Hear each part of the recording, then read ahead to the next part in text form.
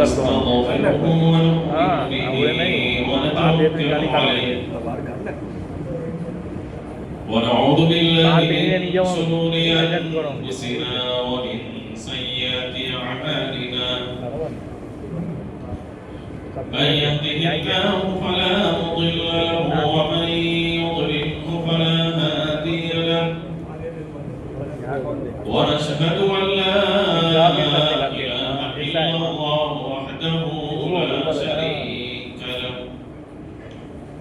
ونشهد أن سيدنا وحبيبنا ومولانا محمدا عبده ورسوله صلى الله تعالى عليه وعلى آله وسلم تسليما كثيرا كثيرا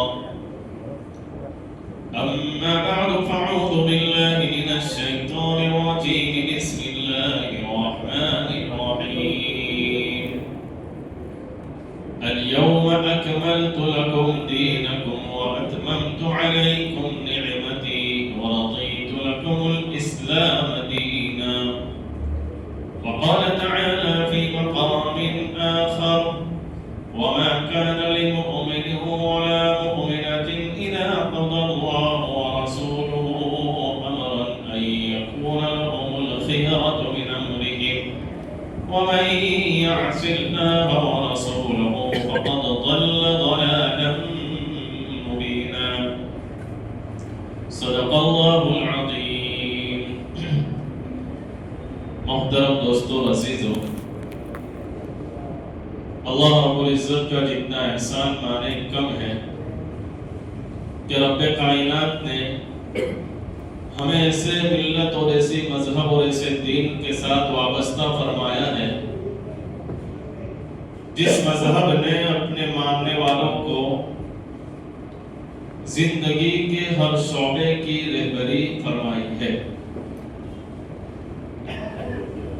اور صرف رہبری نہیں فرمائی بلکہ زندگی کے ہر شعبے کے اصول، قوانین، آرٹیکلز بدلا کر یہ فیصلہ کر دیا،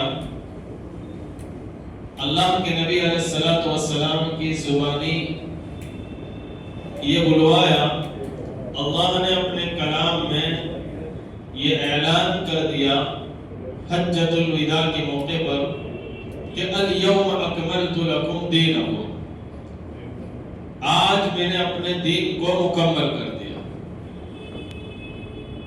دین کی جتنے زندگی گزارنے کے جتنے شعبے ہیں، ہر شعبے کی رہبری عطا فرمانے کے بعد یہ اعلان کر دیا رب کائنات نے کہ آج میں نے دین کو مکمل کر دیا۔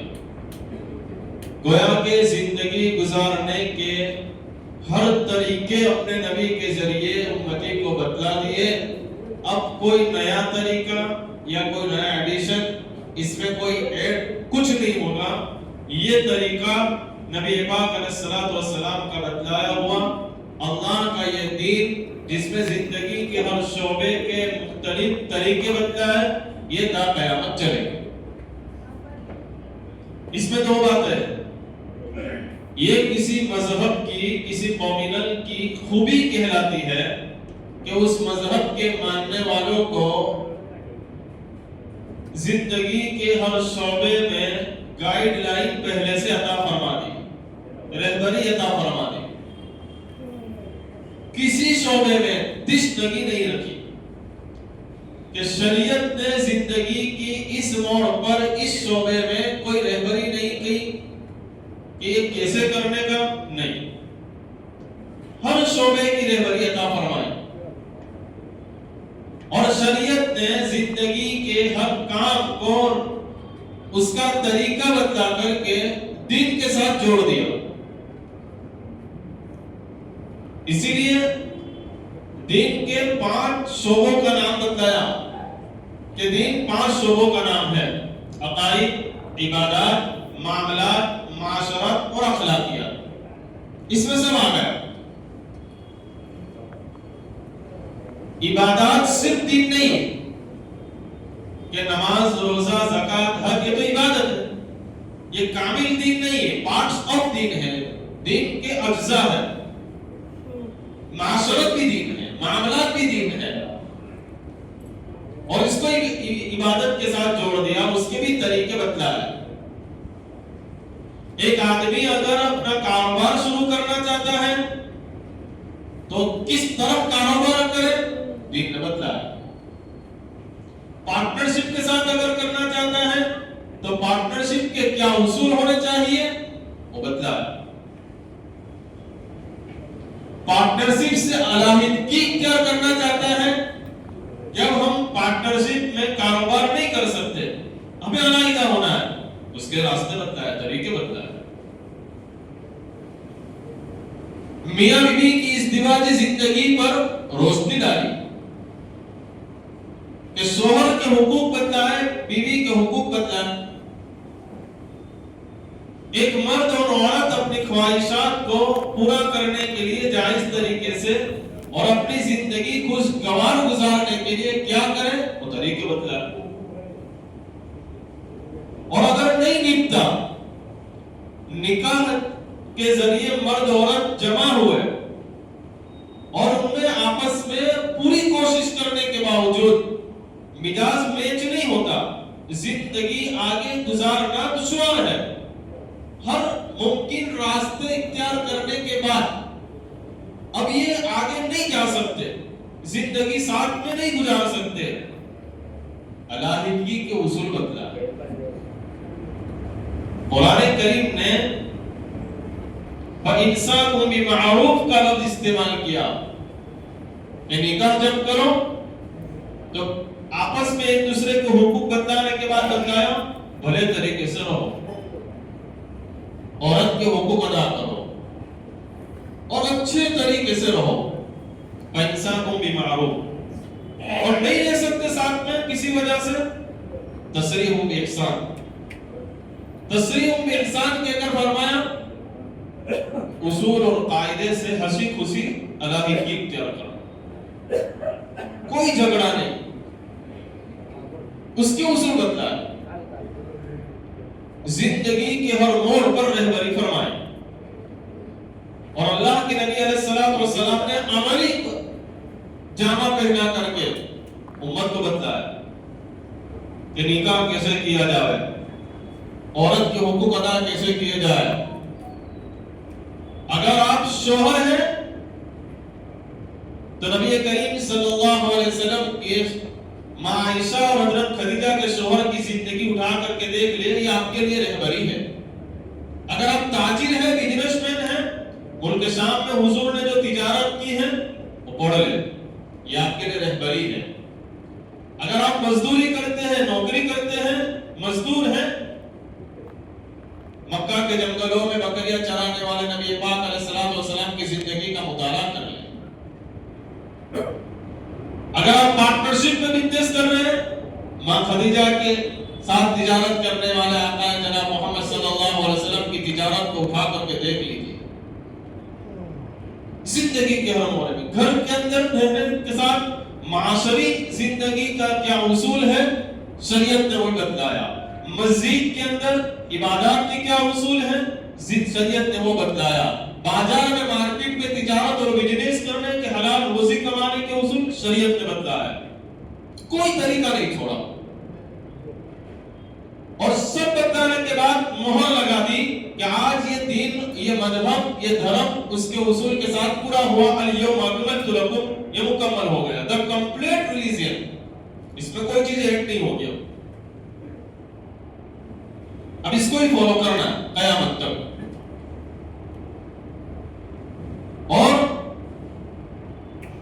اللہ رب العزت نے ایمان والوں کو اب دھمکی کہو یا تہذیب کو ڈرانا کہو، جو الفاظ استعمال کرنا چاہے کر لو، یہ بھی کہہ دیا وَمَا كَانَ لِمُؤْمِنٍ وَلَا مُؤْمِنَةٍ إِذَا قَضَى اللَّهُ وَرَسُولُهُ أَمْرًا أَن يَكُونَ لَهُمُ الْخِيَرَةُ، جب اللہ اور اس کا رسول کسی مومن مرد اور مومن عورت کے بارے میں کوئی فیصلہ کرتے ہیں، اب اس کو پر مارنے کی اجازت نہیں ہے، چوں چرا کرنے کا کوئی موقع نہیں ہے، بس یہ اللہ کا حکم ہے، رسول کا فرمان ہے۔ اس کو فالو کرو. اس میں کوئی چیز نکالنے کی گنجائش اور اجازت ایمان والے مرد اور عورت کے لیے نہیں. اور اگر کیا تو آگے فرمایا وَمَن يَعْصِ اللَّهَ وَرَسُولَهُ فَقَدْ ضَلَّ ضَلَالًا مُبِينًا. جس نے اللہ کے حکم کو یا نبی کے طریقے میں کوئی انگلی کی، کوئی خامی نکالنے کی کوشش کی یا اپنی زندگی میں اس کو اپنانے سے انکار کیا، اللہ کا فیصلہ ہے وَمَن يَعْصِ اللَّهَ وَرَسُولَهُ، اللہ اس کے رسول کی جس نے نافرمانی کی فَقَدْ ضَلَّ ضَلَالًا مُبِينًا، وہ کھلی گمراہی میں، اوپن گمراہی میں. اور گمراہی صرف نماز چھوڑنے کو نہیں کہا شریعت نے، یاد رکھیں. روزہ نہیں رکھتا تو گمراہ ہے یہ نہیں کہا، وہ تو ہے. شریعت کے مطابق شادی بیاہ اگر نہیں کی، شریعت کے مطابق تجارت نہیں کی، شریعت کے مطابق وراثت تقسیم نہیں کی، ان کو بھی گمراہ کہا.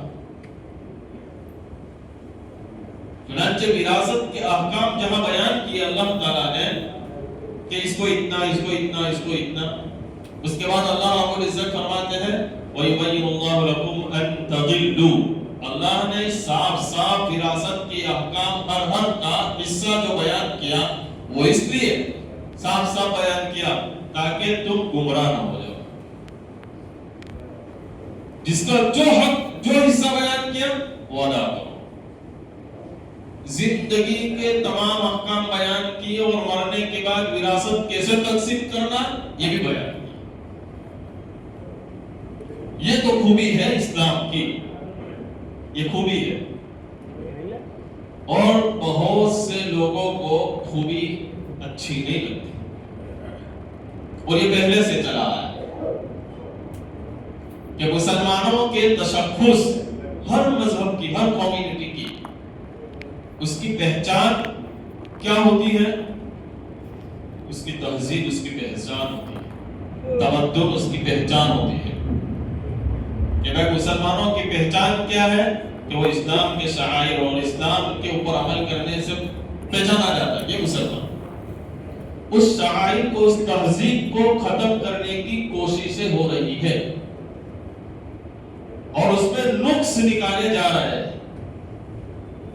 جو عورتوں پر ظلم ہو رہا ہے، دیکھو 3 طلاق کے بولے اور میسج کیا، عورت اس کی زندگی برباد ہو گئی. 4 نکاح کی اجازت دے دی، دیکھو ظلم ہو رہا ہے. عورتوں کو پردے میں رکھا جا رہا ہے، اس کو قید بنایا جا رہا ہے. دیکھو یہ نقص نکالا جا رہا ہے. ان کو پتا نہیں اس کی خوبیاں کیا ہے اور وہ خوبیاں ان کے پاس نہیں ہے، اس لیے جن کے پاس ہے ان کو نقص نکال رہے ہیں، عیب بتا رہے ہیں اس کو. اور یہ بات پہلے سے چلی آ رہی ہے، نئی بات نہیں ہے.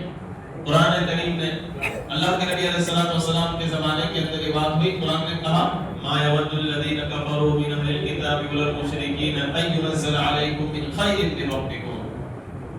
ما يود الذين كفروا من اهل الكتاب، اہل کتاب اور مشرک، یہ 2 کمیونٹی ایسی ہے جن کو مسلمانوں کے بارے میں اللہ نے جو احکام نازل کیا، وہ کوئی نیا حکم نازل کرتے ہیں، ان کی خیر اور بھلائی کا ان کے پیٹ میں درد ہوتا ہے، ان کو اچھا لگتا نہیں. وہ آج بھی ہے اور یہ اللہ کا فیصلہ ہے. چنانچہ ہمارا ایمان تو یہ ہونا چاہیے کہ اللہ اور اس کے رسول نے جو طور و طریق ہمارے لیے وضع کیے ہیں، بتائے ہیں، اسی میں ہماری کامیابی ہے، چاہے سمجھ میں آئے یا نہ آئے. ہر بات کا سمجھ میں آنا ضروری بھی نہیں ہے.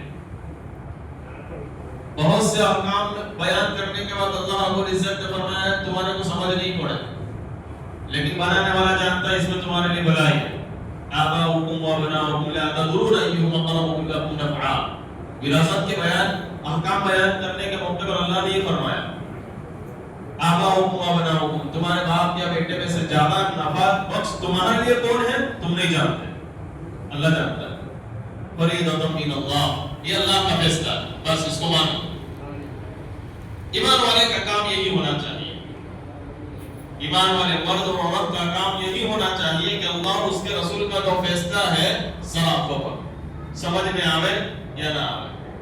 ایمان اسی کو کہا. اور صحابہ اور صحابیات کی زندگی اٹھا کر کے دیکھیں, ذرہ برابر چون چرا نہیں. اللہ کے نبی نے کہہ دیا بس تسلیم. ماریہ قبطیہ رضی اللہ تعالیٰ عنہ کے بدن سے حضور کو ایک لڑکا پیدا ہوا تھا جن کا نام ابراہیم. نرینہ اولاد حضور اقدس صلی اللہ علیہ وسلم کی کوئی نہیں. ماریہ قبطیہ سے حضرت ابراہیم پیدا ہوئے اور بچپن ہی میں ان کا انتقال ہو گیا. حضرت ماریہ قبطیہ رضی اللہ تعالیٰ عنہ رنج اور غم میں مبتلا رہا کرتے تھے. حضور ایک مرتبہ تشریف لائے, کہا کہ ماریہ کیا ہے؟ کہا کہ ابراہیم کی یاد آتی. حضور اقدس صلی اللہ علیہ وسلم نے کہا کہ ماریہ, ابراہیم تو جنت کے باغوں میں کھیل رہا ہے, جنت کی نعمتوں سے لطف اندوز ہو رہا ہے, اس کی کیوں تو غم و فکر کر رہی؟ وہ اچھی حالت اور اچھی پوزیشن میں ہے, اور چل میں تجھے دکھاؤ. کیا کہا حضور نے ماریہ رضی اللہ عنہ سے؟ چل باہر نکل, میں تجھے دکھاؤں کہ حضرت ابراہیم